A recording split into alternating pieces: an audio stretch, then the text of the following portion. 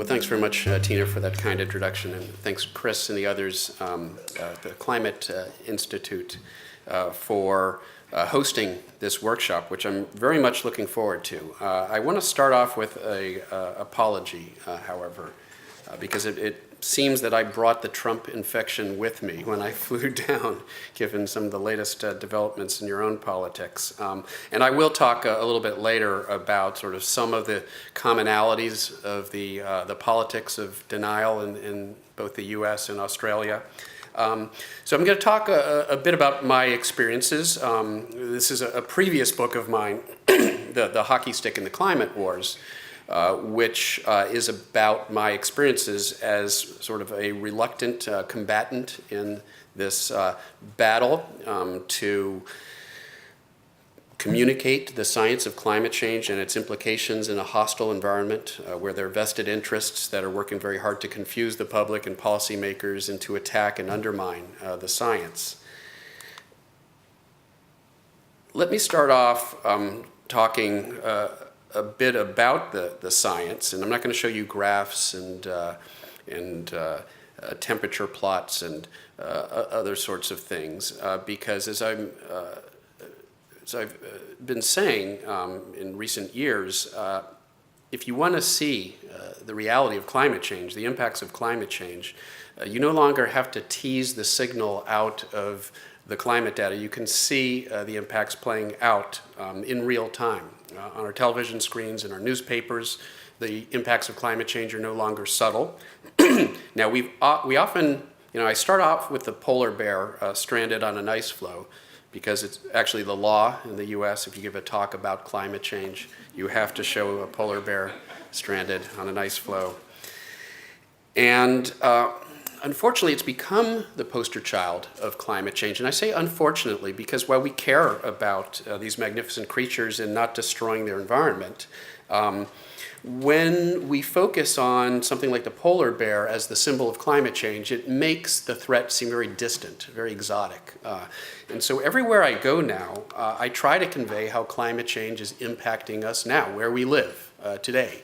And it's disturbingly easy to do that everywhere I go. There are salient examples, whether it's out in California, where I was about a month ago, and they've been dealing with the worst drought in at least 1,000 years. I don't think that's a coincidence. Some people say, oh, maybe it's natural. It pretty clearly has the fingerprint of the human impact on our climate. And even with the heavy rainfall they've had this winter, most of the state is still in drought. This is an unprecedented drought, and it's had huge impacts on agriculture, on the ability of people to meet their water resource needs. The governor, who you see up in the corner there, Jerry Brown, has been a leader in the US on climate change, and we can take some consolation out of the fact that even in the Trumpocene, you still have leaders like Jerry Brown. California, I believe, is like the 6th or 7th largest economy in the world. So it's a pretty influential state, and they are leading the way, and they are sort of a shining example of how we can still make progress, even with an absence, with a vacuum of leadership at the presidential level. And I should say that Jerry Brown, he knows his climate science because he knows where to get it. The massive wildfires, that we've seen in the U.S., the Alberta wildfire last year, unprecedented wildfire. And it's part of a larger pattern of a tripling in the extent of wildfire in North America and the U.S. Just in a matter of decades. Strongest hurricane measured by peak wind strength ever in the Northern Hemisphere. Happened within the last year and a half. Strongest landfalling hurricane ever in the Southern Hemisphere. Winston happened within the last year and a half. Again, I don't think this is a coincidence. And there's quite a bit of science now demonstrating that we expect and are seeing more devastating tropical cyclones and hurricanes and typhoons as a result of warming ocean temperatures. Coral reefs, I don't have to tell folks in Australia about the threat that we are seeing to coral reefs the world over. Some of you may have seen this obituary that was written for the Great Barrier Reef. It was sort of a bit tongue-in-cheek. The Great Barrier Reef hasn't died yet, but we're probably very close to committing to levels of warming and increases in CO2 and ocean acidification that will kill off the Great Barrier Reef if we don't change our way of doing things pretty quickly. Where I live in central Pennsylvania, we've seen record heat, unprecedented heat in recent years. But our record heat is nothing like what you guys have to face here in Australia. I'm sure you're all familiar with the angry summer. Many of you lived through it. And this was an unprecedented heat event, and 90 days, 123 records broken. No, you can't point to every single record and say that was caused by climate change, that was caused by climate change. But when you step back and you look at the rate at which we are now seeing record heat records broken, and these unprecedented events like the summer 2013 in Australia, we can see the fingerprint of human impact on climate in these events. I don't think it's a coincidence that this January was the hottest month on record for Sydney. Again, it's part of this larger pattern, a pattern that we predicted we would be seeing decades ago with models that were much cruder than the models we use today, and it's coming true. We're seeing the things that we predicted decades ago actually happen. So why no action? And of course, it's a rhetorical question, really, because the reason is, despite the compelling nature of the scientific evidence that's so compelling that people can now see the impacts of climate change with their own two eyes. We have had a massively funded disinformation campaign by fossil fuel interests who recognized that if the public were to become convinced that climate change is real and caused by human activity, that they would demand action be taken.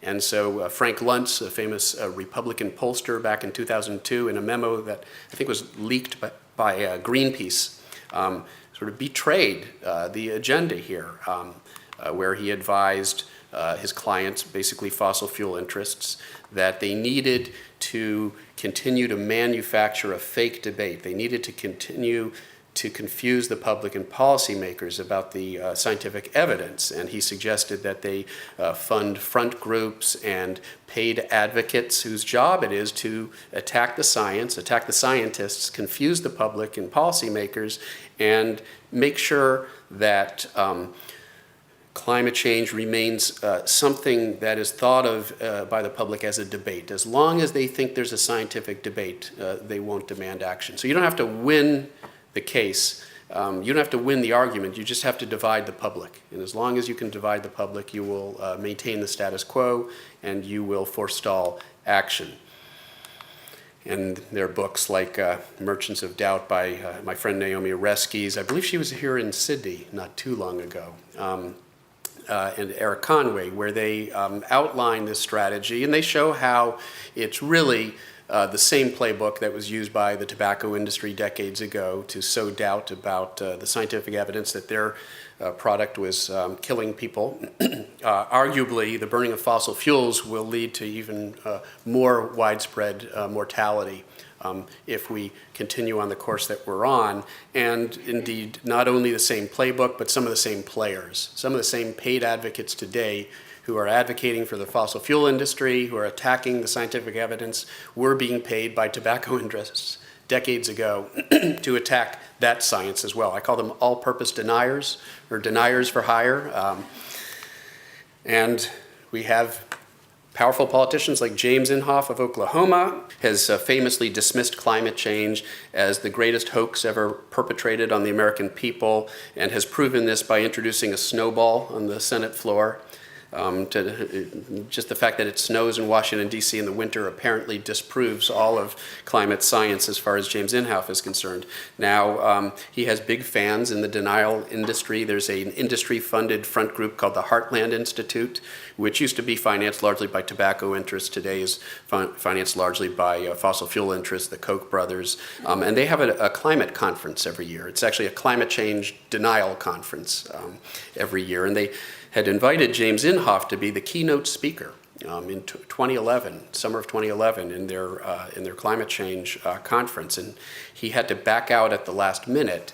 He had gotten sick swimming in a lake back in Oklahoma that was suffering from an algal bloom as a result of the unprecedented heat and drought that Oklahoma was experiencing at the time. He even acknowledged the irony, nature getting back at me, or something like that. I have found myself at the center of this madhouse, this circus, as you've already heard, and many of you are probably familiar with, because of this reconstruction of past temperatures that my co-authors and I published back in the late 1990s. It came to be known as the hockey stick. It demonstrated the dramatic nature of recent warming, that the warming that we've seen over the past century is unprecedented as far back as we could go. It got a name, the hockey stick. It was featured in the summary for policymakers of the third assessment report of the Intergovernmental Panel on Climate Change, and it became this icon in the climate change debate.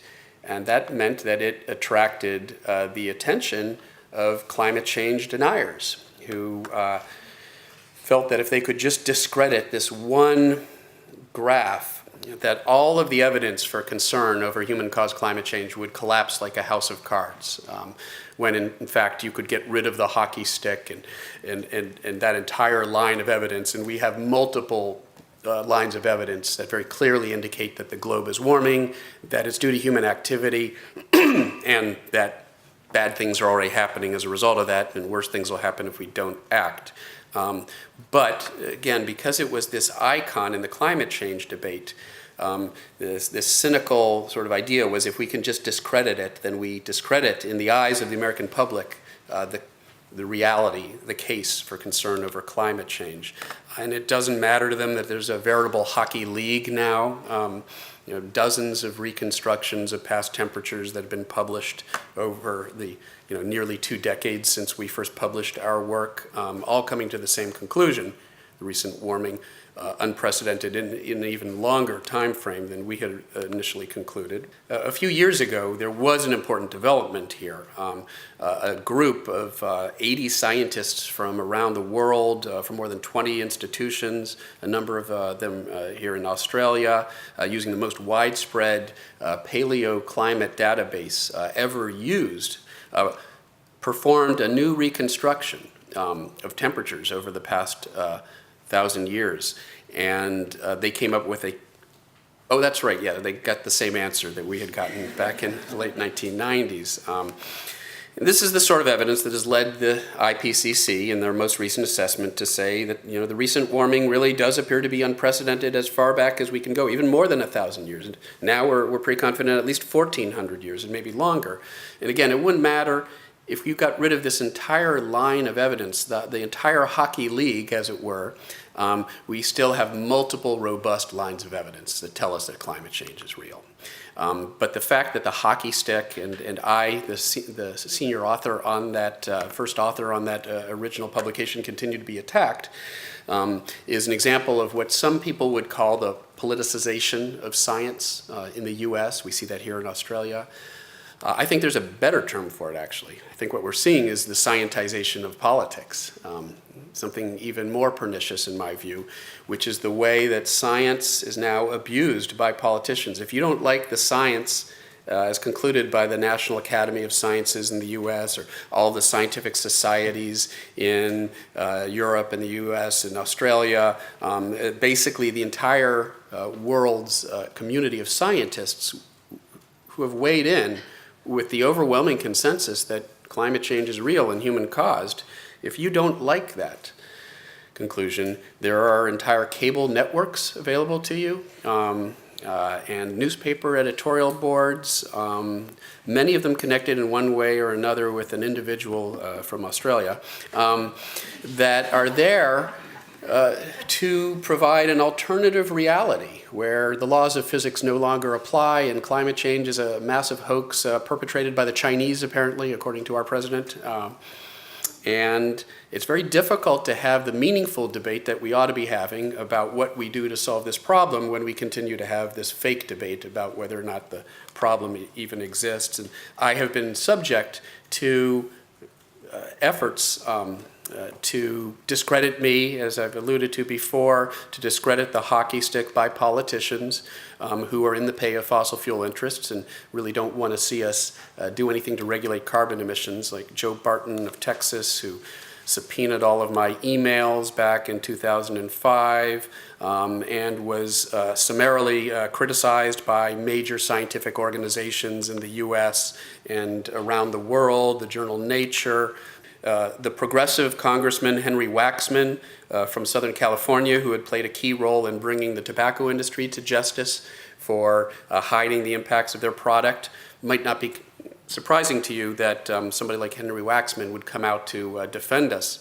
But what you might be surprised to learn was that probably the most important defender in this case was Sherwood Boehlert, who was a Republican as well. He was an old school New England, Northeastern Republican, the chair of the House Science Committee, who was very uncomfortable with one of his fellow Republicans engaging in a witch hunt against scientists whose findings might seem inconvenient to him and his funders. And he used some of the harshest language of any politicians in criticizing Mr. Barton, as did John McCain, another prominent Republican, who wrote in an op-ed that represents a kind of intimidation which threatens the relationship between science and public policy. That behavior must not be tolerated. So keep in mind that back in 10 years ago, 11 years ago, we still had an environment where there were pro-science Republicans who would stand up for science and would stand up for science-based policy. There was still some good faith in our politics. Much of that has evaporated since then. And of course, many of you will recognize Sarah Palin. In 2009, a few years later, there was this fake scandal, stolen emails that climate change critics claimed showed that scientists were fudging data, et cetera.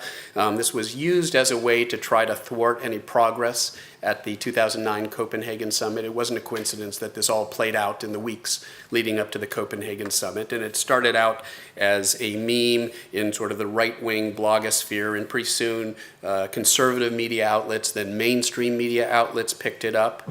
And as Mark Twain once famously said, the great American novelist Mark Twain and satirist, that a lie can make it halfway around the world in the time it takes the truth to get its boots on. And that's obviously far truer today than Twain could have imagined in the 19th century. So these attacks against climate science appeared even in mainstream media venues like the Washington Post, where Sarah Palin wrote an op-ed claiming that climate scientists are manipulating data, et cetera. I wrote my own op-ed in the Washington Post 9 days later, pointing out that the falsehood of pretty much everything that she had said, and it seems to have impacted even Sarah Palin. It even got through to her, because she later said, a lot of those emails obviously weren't meant for public consumption, and they could be misinterpreted if taken out of context. Of course, she was referring to her own emails that had been released. Well, the attacks continued, the ClimateGate attacks. James Inhofe, who you may remember, had a list of 17 climate scientists who should be prosecuted for perpetrating the hoax of climate change as revealed by these stolen emails. I'm proud to say I was on that list of 17, along with Presidential Medal of Science winner Susan Solomon of MIT and many other distinguished colleagues. I wear that as a badge of honor. number of years later, there have been nearly a dozen investigations in the UK and the USA and elsewhere. And in the end, what has been found is that the only wrongdoing, the only impropriety was the criminal theft of those emails in the first place. But in the meantime, climate change deniers had what they needed to generate a fake campaign and to try to forestall any policy progress. It didn't end there. Incoming Attorney General Ken Cuccinelli, Virginia, a Tea Party Republican. Interesting, Tea Party Republican with an Italian name. I don't know if there are any of those in Australia. Came in with an agenda the first thing he wanted to do was to censor the official state seal of Virginia because it exposed part of the anatomy of the Roman goddess Virtus. That was his first act as Attorney General. His second act was to take a page from the Joe Barton playbook and use his authority as Attorney General to demand all of my personal emails from the time that I was at the University of Virginia some years ago. It was rejected by the court, which noted that in his 40-page filing, he had failed to provide any evidence of wrongdoing on my part. And it was heavily criticized by academic groups, both progressive and conservative academic groups.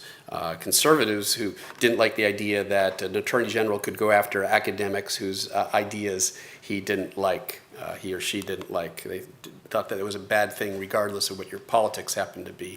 800 scientists from Virginia, the AAAS, largest science member organization in the U.S., the American Meteorological Society, the journal Nature, all, again, these groups, these institutions, science institutions stepping in saying, you have no right to be attacking scientists, to be trying to intimidate scientists just because their findings threaten, the fossil fuel interests who fund your campaigns. The Washington Post published no less than 5 editorials blasting Ken Cuccinelli's witch hunt against me in the University of Virginia. Their award-winning cartoonist, Tom Tolles, weighed in on the matter, not once, but twice. This is my favorite here, I have to say. There's Ken Cuccinelli up here, and there's poor Galileo down there. He wants his emails. I don't mind being compared to Galileo.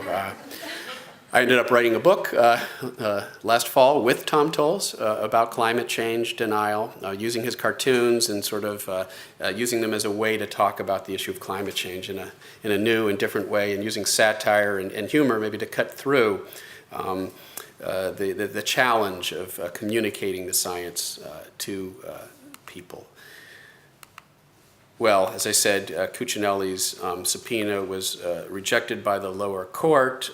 He challenged it to the state Supreme Court, which rejected it with prejudice, meaning they really didn't want to ever see an attorney general come to the court with something like that again. He ran for governor of Virginia in the next election. I campaigned actively with his opponent, Terry McAuliffe, who you see there, along with, actually introduced Bill Clinton at that rally. And Terry McAuliffe was victorious. Ken Cuccinelli, well, he lost the gubernatorial election and ended up, I'm not making this up, ended up working on an oyster farm in an island in the Chesapeake Bay that is slowly succumbing to the effects of global sea level rise. Look it up on the internet. It's true. You can't make this stuff up. You can't make it up. Well, the attacks continue today, unfortunately. Lamar Smith, the chair of the House Science Committee, is trying to criminalize climate science. He now has a sympathetic president of the United States, and there's a great worry that we will see an unprecedented assault now on science by our politicians, by conservative politicians. I wrote an op-ed back in late 2015 about this assault on climate science that was underway already back then, and that was while Barack Obama was still president. Now we have a Congress that is run by the same Republicans, and we've got a president who shares their view that climate change is a hoax. And we are already seeing evidence of a heightened new campaign of attacks against climate scientists. And Trump. So in our book, The Madhouse Effect, so it was written last fall, and as Tina alluded to, it seems prescient now. We've got about a minute, maybe? Okay. It seems prescient now, given everything that played out in that last election. But we didn't know who was going to win the election. In fact, we didn't even have a Trump cartoon in our book. And we realized after the galleys have been sent out that, wait a second, we don't have a Trump cartoon. And we remedied that. And unfortunately, the book did did prove to be prescient because Trump won. And we are now very firmly back in this madhouse when it comes to the U.S. Stance on climate change. And we've seen climate change deniers appointed to all of these important positions within the administration. Australia has its own climate change denial problem as well, and there's a commonality between the challenges you folks face here and the challenges we face back in the States. I'll just end on this note. This is my daughter. That is a polar bear. And I promise we're not torturing her. The Pittsburgh Zoo, you can walk through a plexiglass tunnel that goes under the polar bear feeding pool. And if you happen to be involved in an NSF-funded project to develop climate change outreach materials for zoos and aquaria, and you know the manager of the zoo, you can probably convince him to throw the fish in the pool, and your daughter's walking underneath, which is what's happening here.